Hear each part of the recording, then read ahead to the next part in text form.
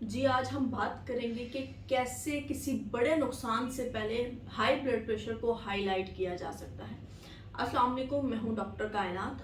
आज हम आपको बताएंगे कि वो कौन सी निशानियां हैं जो बढ़ते हुए ब्लड प्रेशर को हाईलाइट करती हैं, बताती हैं कि कोई भी शख्स है उसका बीपी हाई रहने लग गया है। सबसे पहले आप लोगों का बहुत ज़्यादा शुक्रिया कि आपने मुझे इतना अच्छा पॉजिटिव फीडबैक दिया। काफ़ी ज़्यादा लोगों की मेरे पास कॉल्स आ रही थी और वो मुझसे जो बात पूछते थे उनका मकसद सिर्फ यही होता था कि मैम ऐसी कौन सी निशानियां हैं जिनकी बिना पर हम ब्लड प्रेशर को हाईलाइट कर सकते हैं। तो मैं आपको बता दूं कि बेसिकली आप खुद से ये नहीं जज कर सकते कि आपका बीपी हाई रहने लग गया है या आप हाई ब्लड प्रेशर के मरीज़ हैं। लेकिन फिर भी एज अ डॉक्टर जिन चीज़ों को हम पिन आउट करते हैं और अपने नज़र में रखते हैं, अपने माइंडसेट में रखते हैं कि अगर ये कंडीशंस हो रही हैं तो इसका हाई ब्लड प्रेशर भी एक फैक्टर हो सकता है। तो आज हम आपसे एज अ डॉक्टर वो जो साइन एंड सिम्टम्स हैं वो शेयर करेंगे। अब क्या है कि ये जो मैं आपको बताने जा रही हूँ सिम्टम्स, मोस्टली अगर ये कोई सिम्टम्स इनमें से हो बंदे के साथ तो हम कहते हैं कि मौसम की वजह से है, गर्मी बहुत ज़्यादा है या बहुत ज़्यादा काम कर लिया, कुछ खाया पिया नहीं है, इस वजह से भी ऐसे कंडीशन हों और हमें लगता है कि बीपी लो होने की वजह से ये जो सिम्टम्स हैं ये हो रही हैं। लेकिन आपको पता होना चाहिए कि ये सिम्टम्स आपके हाई ब्लड प्रेशर को भी इंडिकेट करती हैं। तो चलें आज हम बात करते हैं अपनी सिम्टम्स के ऊपर। तो सबसे पहली जो मेन सिम्टम्स है वो है स्वेयर हेडेक।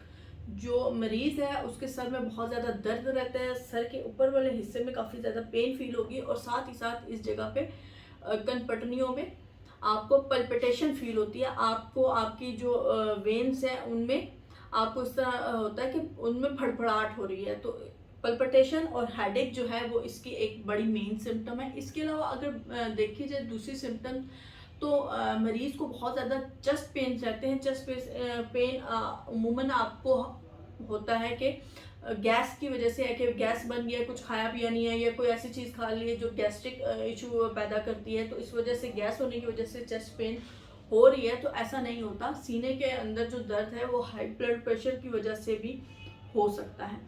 उसके अलावा एक और सिम्टम्स वो ये है कि चक्कर आना। मरीज़ अगर बैठा हुआ वो एकदम से खड़ा होता है तो भी उसको बहुत सवेर चक्कर आते हैं जिसकी वजह से वो काफ़ी ज़्यादा डिज़ी फील करता है।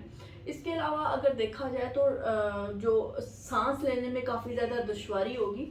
आपने ये देखना है कि अगर आपके जो चेस्ट है उसमें पेन हो रही है और साथ ही साथ आपको सांस लेने में दुश्वारी हो रही है और आपको डिजीनेस भी है और इस तरह के मज़ीद सिम्टम्स है, जैसे जो है वो नोज़ ब्लीड करना जिसको हम नक्सीर बोलते हैं और अमूमन हमें ये लगता है कि वो गर्म चीज़ें खाने की वजह से हो रही है, तो नहीं।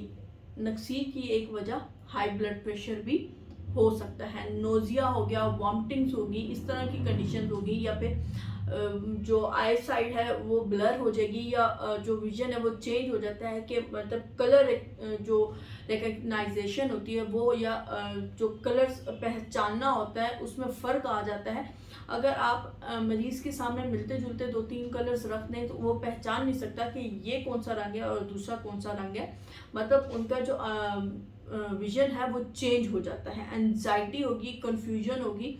मैंने आपको बोला ना कि वो नहीं चूज़ कर सकेगा कि इसमें से लाइट येलो, डार्क येलो कौन सा है, ग्रीन कौन सा है या येलो कौन सा है। डिफरेंट कलर्स को वो चूज़ नहीं कर सकता इसलिए कि वो कंफ्यूज हो जाता है।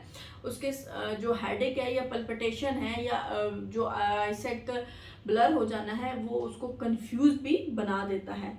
उसके अलावा जो कान है वो बजते हैं। हमें अक्सर मरीज़ आते हैं वो कहते हैं कि हमारे कान ना साइन सही करते हैं या इनके अंदर चूं चूं की आवाज़ आती है, तो ये भी एक रीज़न हो सकती है हाई ब्लड प्रेशर की। तो बेसिकली जो आपको मैंने अभी बताई हैं सिम्टम्स, ये हाई ब्लड प्रेशर को इंडिकेट करती हैं। और अब आपने देखना है कि आपके साथ अगर इस तरह की कोई सिम्टम होती है तो आप उसको मौसमी रद्दोबदल देते हैं या फिर अपना बीपी चेक करते हैं। क्योंकि अगर आपको इस तरह की साइन एंड सिम्टम्स है तो आप अगर अपना ब्लड प्रेशर चेक करवाएंगे तो इसके ऊपर कोई कॉस्ट भी नहीं आती और इतना टाइम भी नहीं लगता। तो इन चीज़ों को नेग्लेक्ट मत करें। ये sign and symptoms early stage में आपको बता सकते हैं कि आपका बीपी हाई रहने लग गया اور with the passage of time اگر ہم اس کو ارلی اسٹیج سے ہی کیور کرنا اسٹارٹ کر دیں تو ہم اس پہ بہت جلد قابو بھی پا سکتے ہیں۔ امید ہے کہ آپ کو میری یہ ویڈیو بہت زیادہ پسند آئی ہوگی، اس کو لائک اینڈ شیئر ضرور کر دیجیے گا، اور اگر آپ مجھ سے ملنا چاہتے ہیں، کسی بھی قسم کی مردانہ کمزوری کے سلسلے میں کوئی میڈیسن منگوانا چاہتے ہیں یا مجھ سے کوئی بھی طبی مشورہ کرنا چاہتے ہیں تو آپ مجھ سے میرے کلینک پر آ کر مل سکتے ہیں، النور کلینک، چکلالہ اسکیم 3، راولپنڈی۔ میری آنے والی ویڈیو تک اپنا بہت سارا خیال رکھیے گا۔ اللہ حافظ۔